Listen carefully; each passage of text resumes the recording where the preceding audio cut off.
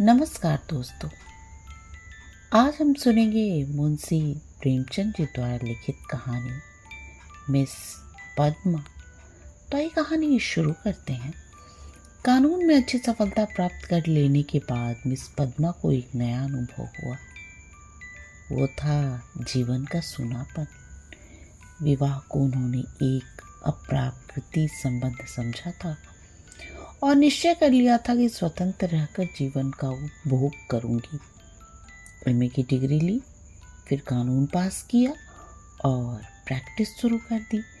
रूपवती थी, युवती थी, मृदुभाषिणी थी और प्रतिभाशालिनी भी थी। मार्ग में कोई बाधा न थी।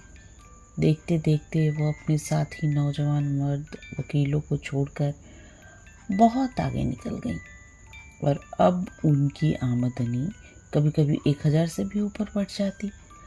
अब उतने परिश्रम और सिर मगजन की आवश्यकता न रही।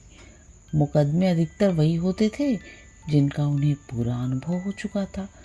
उनके विषय की किसी तरह की तैयारी की उन्हें जरूरत न मालूम होती। अपनी शक्तियों पर कुछ विश्वास भी हो गया था। कानून में कैसे विजय मिल सकती है इसके कुछ लटके भी उन्हें मालूम हो गए थे। इसलिए उन्हें बहुत अवकाश मिलता था और इसे वह किस्से, कहानियाँ पढ़ने, सैर करने, सिनेमा देखने, मिलने मिलाने में खर्च करती थी। जीवन को सुखी बनाने के लिए किसी व्यसन की जरूरत को वो खूब समझती थी। उसने फूल पौधे लगाने का व्यसन पाल लिया था। तरह तरह के बीज और पौधे मंगाती और उन्हें उगते, बढ़ते, फूलते, फलते देखकर खुश होती। मगर फिर भी जीवन में सूनापन का अनुभव होता रहता था। ये बात न थी कि उन्हें पुरुषों से विरक्ति थी, नहीं, उनके प्रेमियों की कमी न थी। अगर उनके पास केवल रूप और यौवन होता तो भी उपासकों का अभाव न रहता। मगर यहाँ तो रूप यौवन के साथ धन भी था। फिर रसिक वृंद क्यों चूक जाते। पद्मा को विलास से घृणा नहीं, घृणा थी पराधीनता से। विवाह के जीवन का व्यवसाय बनाने से वो स्वतंत्र रहकर भोग विलास का आनंद उड़ाया जा सकता है तो फिर क्यों ना उड़ाया जाए। भोग में उसे कोई नैतिक बाधा न थी। इसे वह केवल देह की एक भूख समझती थी। इस भूख को किसी साफ सुथरी दुकान से भी शांत किया जा सकता है और पद्मा को साफ सुथरी दुकान की हमेशा तलाश रहती थी। ग्राहक दुकान में वही चीज लेता है जो उसे पसंद आती है। पद्मा भी वही चीज चाहती थी। यूं उसके दर्जनों आशिक थे, कई वकील, कई प्रोफेसर, कई रईस, मगर ये सब के सब अय्यास थे, बेफिक्र, केवल भौरे की तरह रस लेकर उड़ जाने वाले। ऐसा एक भी न था जिस पर वह विश्वास कर सकती। अब उसे मालूम हुआ कि उसका मन केवल भोग नहीं चाहता, वो और भी चाहता है। वो चीज़ क्या थी? पूरा आत्मसमर्पण, और यह उसे न मिलती थी। उसके प्रेमियों में एक मिस्टर प्रसाद का, बड़ा ही रूपवान और धुरंधर विद्वान, एक कॉलेज में प्रोफेसर थे। वे भी मुक्त भोग के आदर्श का उपासक थे और पद्मा पर भी फिदा थे। चाहती थी उसे बांध कर रखे, संपूर्णता अपना बना ले। लेकिन प्रसाद चंगुल में न आते थे। संध्या हो गई थी। पद्मा सैर करने जा रही थी। प्रसाद आ गए। सैर करना मुलतवी हो गया। बातचीत में सैर से कहीं ज़्यादा आनंद था और पद्मा आज प्रसाद से कुछ दिल की बात कहने वाली थी। कई दिन के सोच विचार के बाद आज उसने कह डालने का निश्चय कर लिया था। उसने प्रसाद की नसीली आंखों में आंखें डालकर कहा, तुम यही मेरे बंगले पे आकर क्यों नहीं रहते? प्रसाद ने कुटिल विनोद के साथ कहा, नतीजा ये होगा कि 2-4 महीने में ये मुलाकात भी बंद हो जाएगी। मेरी समझ में नहीं आया तुम्हारा क्या आशय है। आशय वही है जो मैं कह रहा हूँ। आखिर क्यों? मैं अपनी स्वतंत्रता ना खोना चाहूँगा, तुम अपनी स्वतंत्रता ना खोना चाहोगी। तुम्हारे पास तुम्हारे आशिक आएंगे, मुझे जलन होगी। मेरे पास मेरी प्रेमिकाएं आएंगी, तुम्हें जलन होगी। मन मुटाव होगा, फिर वैमनस्य होगा और तुम मुझे घर से निकाल दोगी। घर तुम्हारा है ही, मुझे बुरा लगेगा ही, फिर ये मैत्री कैसे निभेगी। दोनों कई मिनट तक मौन रहे। प्रसाद ने परिस्थिति को इतने स्पष्ट, बेलाग और लट्ठमार शब्दों में खोल कर रख दिया था कि कुछ कहने की जगह न मिलती थी। आखिर प्रसाद ही को नुक्ता सूझा। बोला, जब तक हम दोनों यह प्रतिज्ञा न कर ले कि आज से मैं तुम्हारा हूँ, तुम मेरी हो, तब तक एक साथ निर्वाह नहीं हो सकता। तुम यह प्रतिज्ञा करोगे? पहले तुम बताओ। मैं करूँगी तो मैं भी करूँगा, मगर इस बात के सिवा मैं और सभी बातों में स्वतंत्र रहूँगी, और मैं भी एक बात के सिवा हर बात में स्वतंत्र रहूँगा। मंजूर है? हाँ, मंजूर है। तो कब से? जब से तुम कहो। मैं तो कहती हूँ कल से ही। तय है, लेकिन अगर तुमने इसके विरुद्ध आचरण किया तो? और तुमने किया तो? तुम मुझे घर से निकाल सकती हो, लेकिन मैं तुम्हें क्या सजा दूंगा? तुम मुझे त्याग देना, और क्या करोगे? जी नहीं, तब इतने से चित्त को शांति न मिलेगी। तब मैं चाहूँगा तुम्हें जलील करना, बल्कि तुम्हारी हत्या करना। तुम बड़े निर्दयी हो प्रसाद। जब तक हम दोनों स्वाधीन हैं, हमें किसी को कुछ कहने का हक नहीं, लेकिन एक बार प्रतिज्ञा में बंध जाने के बाद फिर ना मैं उसकी अवज्ञा सह सकूंगा, न तुम सह सकोगी। तुम्हारे पास दंड का साधन है, मेरे पास नहीं है। कानून मुझे कोई भी अधिकार नहीं देता।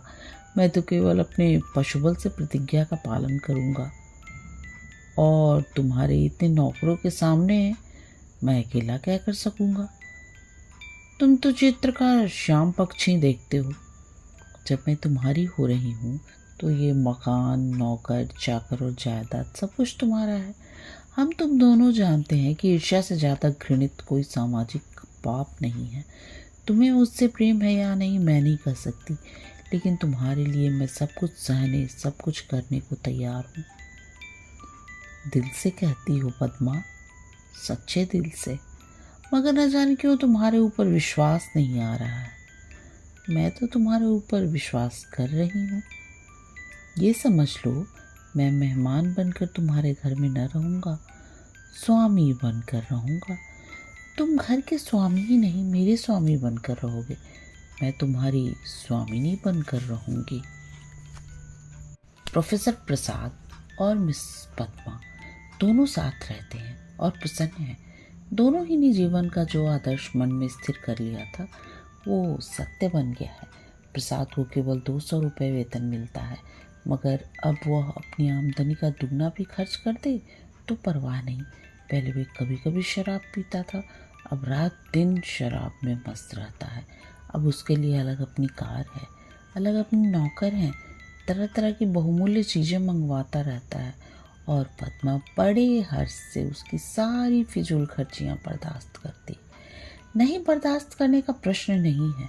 वो खुद से अच्छे अच्छे सूट पहनाकर, अच्छे से अच्छे ठाठ में रखकर प्रसन्न होती है। जैसी घड़ी इस वक्त प्रोफेसर प्रसाद के पास है, शहर के बड़े से बड़े रईस के पास न होगी। और पद्मा जितना ही उससे दबती है, प्रसाद उतना ही उससे दबाता है। कभी कभी उसे नागवार भी लगता है, पर वह किसी अज्ञात कारण से अपने को उसके वश में पाती है। प्रसाद को जरा भी उदास या चिंतित देखकर उसका मन चंचल हो जाता है। उस पर आवाज़ें कसी जाती हैं, फब्तियाँ चुस्त की जाती हैं। जो उसके पुराने प्रेमी थे वे उसे जलाने और कुढ़ाने का प्रयास भी करते हैं, पर वह प्रसाद के पास आते ही सब कुछ भूल जाती है। प्रसाद ने उस पर पूरा आधिपत्य पा लिया है और उसे इसका ज्ञान है। पद्मा को उसने बारीक आंखों से पढ़ा है और उसका आशय अच्छी तरह पा गया है। मगर जैसे राजनीति के क्षेत्र में अधिकार दुरुपयोग की ओर जाता है, उसी तरह प्रेम के क्षेत्र में भी दुरुपयोग की ओर ही जाता है, और जो कमज़ोर है उसे तावान देना पड़ता है। आत्माभिमानिनी पद्मा का प्रसाद की नौकरानी और प्रसाद उसकी दुर्बलता का फायदा उठाने से क्यों चूकता? उसने कील की पतली नोक चुभा ली थी और बड़ी कुशलता से उत्तरोत्तर उसे अंदर ठोकता जाता था, यहाँ तक कि उसने रात को देर में घर आना शुरू किया। पद्मा को अपने साथ न ले जाता, उससे बहाना करता कि मेरे सिर में दर्द है, और जब पद्मा घूमने चली जाती तो अपनी कार निकाल लेता और उड़ जाता। 2 साल गुजर गए थे और पद्मा को गर्व था। वो स्थूल भी हो गई थी। उसके रूप में पहले की सी नवीनता और मादकता न रह गई थी। वह घर की मुर्गी थी, साग बराबर। एक दिन इसी तरह पद्मा लौट कर आई तो प्रसाद गायब थे। वह झुंझला उठी। इधर कई दिन से वह प्रसाद का बदला हुआ रूप देख रही थी। आज उसने कुछ स्पष्ट बातें कहने का साहस बटोरा। 10 बज गए, 11 बज गए। पद्मा उसके इंतजार में बैठी रही। भोजन ठंडा हो गया। नौकर चाकर सो गए। बार बार उठती, फाटक पर जाकर नजर दौड़ाती। 12-1 बजे के करीब प्रसाद घर आए। पद्मा ने साहस तो बहुत बटोरा था, पर प्रसाद के सामने आते ही उसे अपनी कमजोरी मालूम हुई। फिर भी उसने जरा कड़े स्वर में कहा, आज आप इतनी रात तक कहाँ थे? कुछ खबर है कितनी रात गई? प्रसाद को वह इस वक्त असुंदरता की मूर्ति सी लगी। वो एक विद्यालय की छात्रा के साथ सिनेमा देखने गया था। बोला, तुमको आराम से सो जाना चाहिए था। पद्मा का साहस कुछ प्रबल हुआ। तुमसे मैं जो पूछती हूँ उसका जवाब दो। मुझे जहन्नुम में भेजो। तो तुम भी मुझे जहन्नुम में जाने दो। मैं इधर कई दिन से तुम्हारा मिजाज बदला हुआ देख रही हूँ। तुम्हारी आंखों की ज्योति कुछ बढ़ गई होगी। तुम मेरे साथ दगा कर रहे हो प्रसाद, ये मैं साफ देख रही हूँ।